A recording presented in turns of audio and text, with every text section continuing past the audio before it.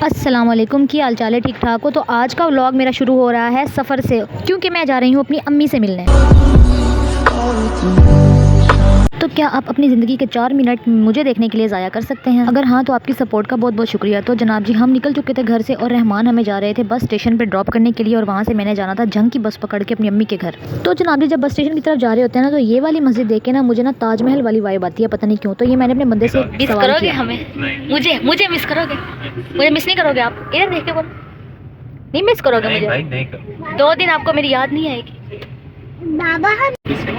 क्या बच्चों को करोगे, मुझे नहीं करोगे? इधर मुझे मेरी तरफ क्यों नहीं देख के बोलते? हाँ, बोलो। मुझे मिस नहीं करोगे? मुझे मिस नहीं करोगे? हैं, सुकून में रहोगे? लाइट ही नहीं होगी। अच्छा बेटा, अच्छी दुआ दे रही है तो लाइट ही नहीं होगी। उन्होंने कौन सा लाइट में रहना? लड़ाई नहीं होगी। अच्छा, लड़ाई नहीं होगी। अच्छा, क्या बात है।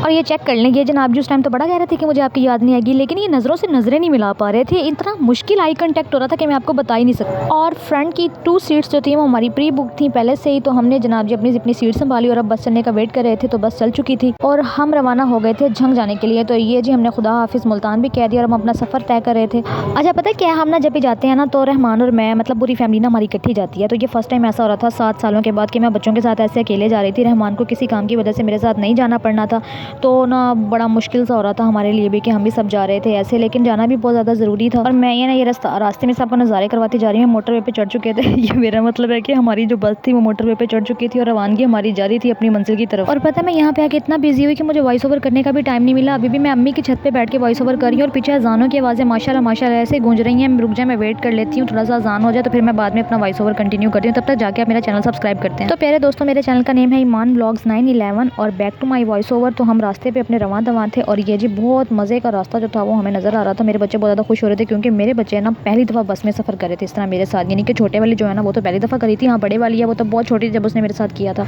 और मुझे लग रहा था कि हम ना मगरिब से पहले पहुँच जाएंगे, लेकिन मगरिब हो चुकी थी जब हमने टूल प्लाजा क्रॉस किया जंग का, और हम जंग से शहर में ना एंटर हो चुके थे। खैर फाइनली हम बस से उतर चुके थे और हमें ज़रा भी हिम्मत नहीं थी सफ़र से और इतना थक चुके थे कि हम आके बस सो गए। और ये सुबह को ही उठे। सुबह के नाश्ते को मैंने कहा चले मैं रिकॉर्ड कर लेती हूँ। तो नाश्ते में हमने किए पराठे और चने के साथ नाश्ता। पराठे बन रहे थे तो मैंने पराठों को बनते हुए रिकॉर्ड कर लिया। और चाहे दुनिया जहान का नाश्ता बन जाए, लेकिन जो चाय का मज़ा है ना वो किसी भी चीज़ में नहीं मिलता। खैर अम्मी की तरफ आके ना ये सारे चुन्नी मिन्ने बच्चे जो है ना ये सारे इकट्ठे हो जाते हैं और सारे बच्चे जो है ना आ जाते हैं मिलने के लिए। छोटे से छोटा बच्चा भी है ना जो मिलने के लिए आ रहा होता है। खैर हमने नाश्ता किया और जितने भी ये सारे बच्चे होंगे ना ये मेरे कजन्स के आगे बच्चे हैं, क्योंकि पता है ये ना मेरा नानका है जहाँ पे मैं आई हूँ।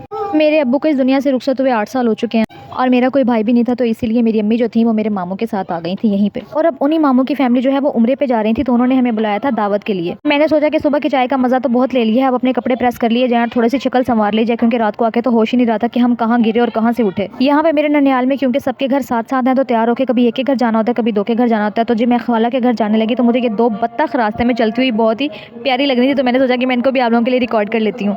और पता है प्यारे दोस्तों, यहाँ पे ना बहुत ही तंग तंग गलियाँ, तो तंग तंग गलियों में से घुसड़ फुसड़ करके ना, खैर हमने नाश्ता करने के बाद हमारी खाला के घर एंट्री। मेरी खाला की माशाल्लाह से 4 बहुएं हैं और हर फ्लोर पे एक बहू विराजमान है। तो प्यारे दोस्तों, यहाँ पे दोपहर का खाना हमने खाला के घर खाया, जिसकी तैयारी हमने इकट्ठे मिलके की। खाला के घर खाने की तैयारी होती है सबसे लास्ट वाले फ्लोर पे, बिल्कुल धूप में, बिल्कुल ऊपर रोशनी में। जैसे एक रेस्टोरेंट स्टाइल होता है ना कि किचन ऊपर है, सेम उसी तरह इनका भी स्टाइल है। ये हरा हरा धनिया इतना ज़बरदस्त लग रहा था और इसकी जो प्योर देसी तरीके से चटनी रगड़ी जा रही थी मज़े से। तो जी शामी कबाब भी हमारे रेडी हो चुके थे और मैं तो हैरान हो रही थी कि माशाल्लाह माशाल्लाह से मेरी कज़न्स इतनी एक्सपर्ट्स हैं कि माशाल्लाह से टोमेटो केचप क्या और क्या आलू बुखारे की चटनी क्या और क्या रायते जनाब जी देसी तरीके से बनाए हुए। लेकिन ना जो भी हो, शाम की चाय अम्मी के घुटनों के साथ बैठ के पीने का मज़ा ही अलग है। खैर इस समय मैं अपने खड़ूस में चोर को बहुत मिस कर रही थी, पता नहीं वो मुझे मिस कर रहा होगा कि नहीं कर रहा होगा, ये तो उसको ही पता। मुझे पता चला कि इन्होंने तो खरगोश भी रखे हुए हैं, तो मैं वो देखने के लिए छत पे गई तो माशाल्लाह से 8-9 खरगोश थे जो इन्होंने छत पे रखे हुए थे और वो ऐसे भाग रहे थे इधर से उधर उधर से इधर। इतने में सनसेट भी हो गया। तो जी अब मैं अपने ब्लॉग को यहीं पे दी एंड कर रही हूँ और मैं ऊपर से आपको नज़ारे करवा रही हूँ कि जी खाला के लास्ट वाले फ्लोर से पूरा मोहल्ला नजर आता है। और पता है यहाँ से ना हीर रांझे का दरबार भी नजर आता है। तो अगर आपको मेरी वीडियो अच्छी लगी हो तो चैनल को सब्सक्राइब कर दीजिएगा। अल्लाह हाफिज़।